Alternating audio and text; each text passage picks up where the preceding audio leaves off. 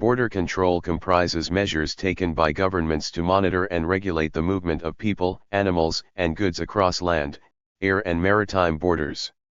While border control is typically associated with international borders, it also encompasses controls imposed on internal borders within a single state. Border control measures serve a variety of purposes, ranging from enforcing customs, sanitary and phytosanitary, or biosecurity regulations to restricting migration. While some borders, including most states' internal borders and international borders within the Schengen Area, are open and completely unguarded, others, including the vast majority of borders between countries as well as some internal borders, are subject to some degree of control and may be crossed legally only at designated checkpoints. Border controls in the 21st century are tightly intertwined with intricate systems of travel documents, visas, and increasingly complex policies that vary between countries. It is estimated that the indirect economic cost of border controls, particularly migration restrictions, cost many trillions of dollars, and the size of the global economy could double if migration restrictions were lifted. In medieval Europe, the boundaries between rival countries and centers of power were largely symbolic or consisted of amorphous borderlands, marches, and debatable lands of indeterminate or contested status, and the real borders consisted of the fortified walls that surrounded towns and cities, where the authorities could exclude undesirable or incompatible people at the gates, from vagrants, beggars, and the wandering poor, to masterless women, lepers, Romani, or Jews. The concept of border controls has its origins in antiquity. In Asia, the existence of border controls is evidenced in classical texts. The Arthashastra, c. 3rd century BCE, makes mention of passes issued at the rate of 1 masha per pass to enter and exit the country. Chapter 34 of the second book of Arthashastra concerns with the duties of the Mudrasthayaka, lit. Superintendent of seals, who must issue sealed passes before a person could enter or leave the countryside. Passports resembling those issued today were an important part of the Chinese bureaucracy as early as the Western Han, 202 BCE 220 CE, if not in the Qin dynasty. They required such details as age, height, and bodily features. The passports, Zwan, determined a person's ability to move throughout imperial counties and through points of control.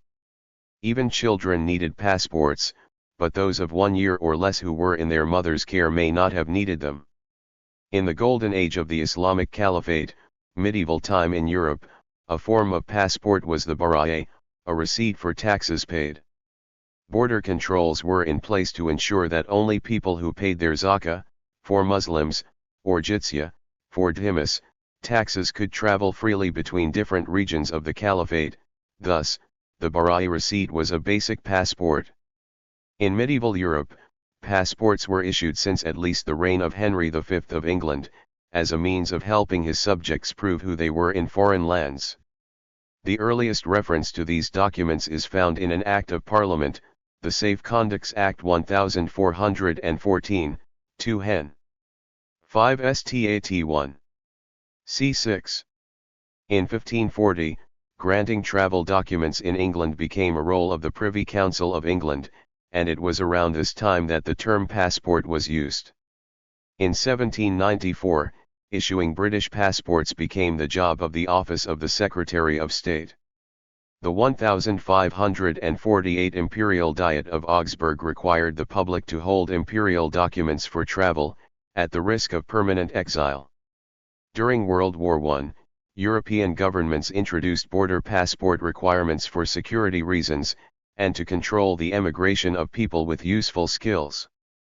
These controls remained in place after the war, becoming a standard, though controversial, procedure. British tourists of the 1920s complained, especially about attached photographs and physical descriptions, which they considered led to a nasty dehumanization. Beginning in the mid-19th century, the Ottoman Empire established quarantine stations on many of its borders to control disease. For example, along the Greek-Turkish border, all travelers entering and exiting the Ottoman Empire would be quarantined for 9 to 15 days. The stations were often manned by armed guards. If plague appeared, the Ottoman army would be deployed to enforce border control and monitor disease. One of the earliest systematic attempts of modern nation-states to implement border controls to restrict entry of particular groups were policies adopted by Canada, Australia, and America to curtail immigration of Asians in white settler states in the late 19th and early 20th centuries. The first anti-East Asian policy implemented in this era was the Chinese Exclusion Act of 1882 in America, which was followed suit by the Chinese Immigration Act of 1885 in Canada, which imposed what came to be called the Chinese head tax. These policies were a sign of injustice and unfair treatment to the Chinese workers because the jobs they engaged in were mostly menial jobs. Similar policies were adopted in various British colonies in Australia over the latter half of the 19th century, targeting Asian immigrants arriving as a result of the region's series of gold rushes, as well as Canucks, Pacific Islanders brought into Australia as indentured labourers, who alongside the Asians were perceived by trade unionists and white blue-collar workers as a threat to the wages of white settlers.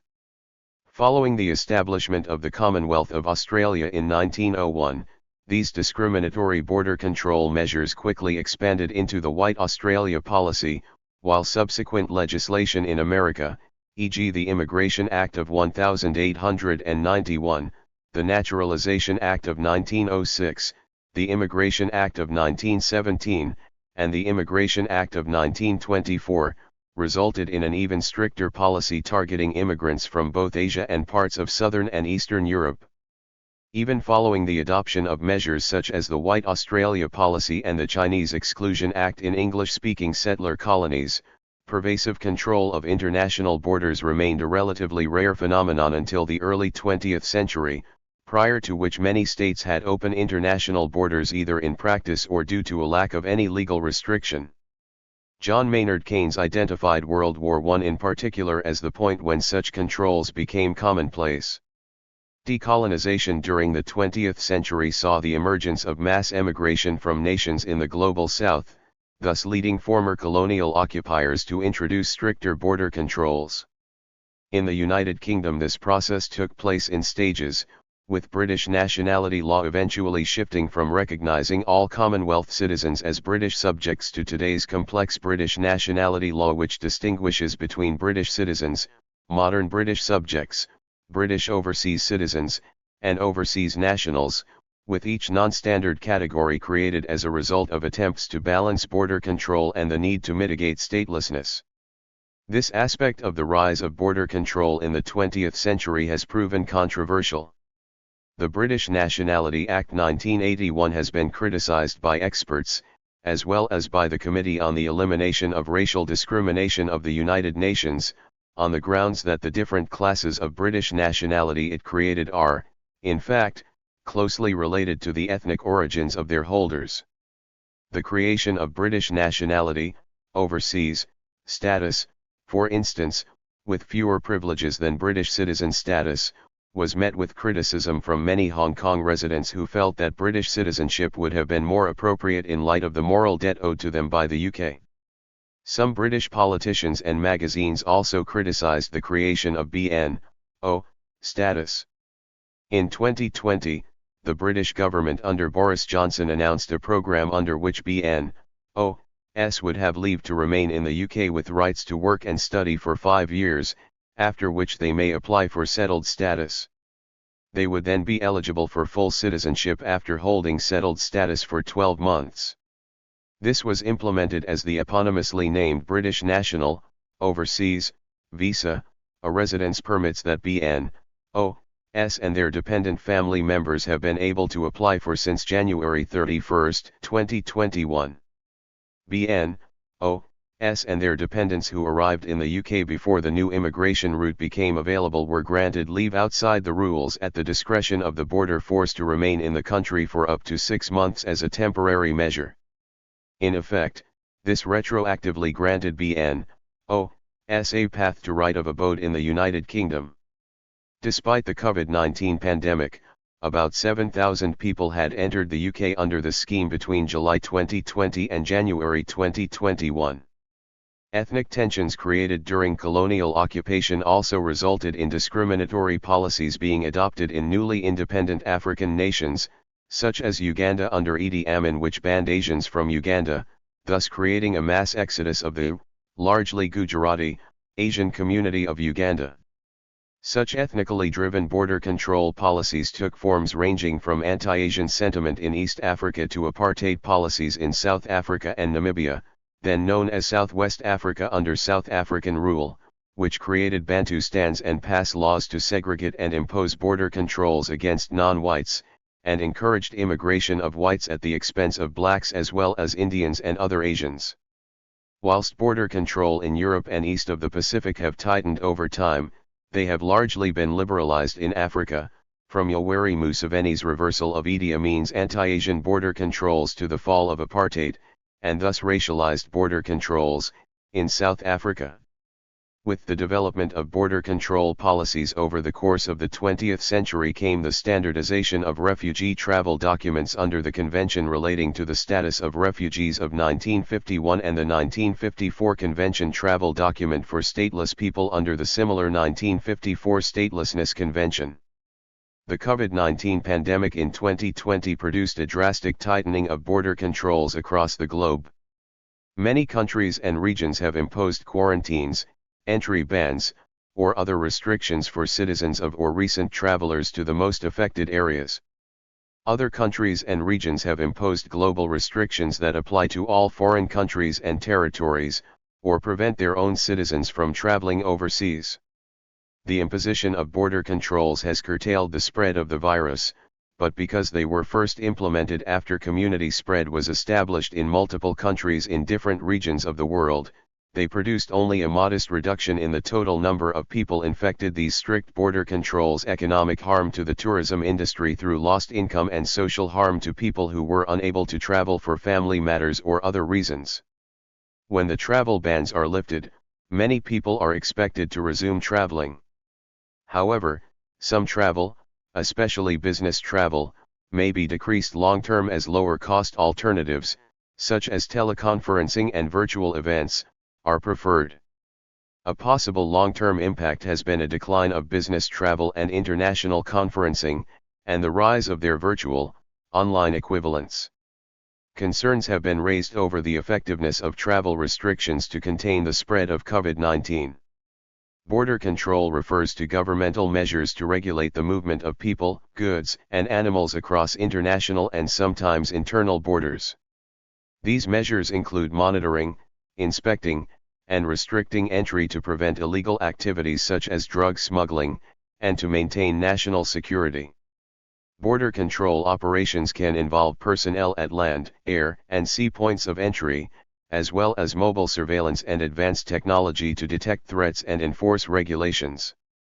Key aspects of border control: regulation of movement, controlling who and what enters or leaves a country, including people, animals, and goods. Security, preventing dangerous individuals and illegal substances, like narcotics and fentanyl, from entering a country.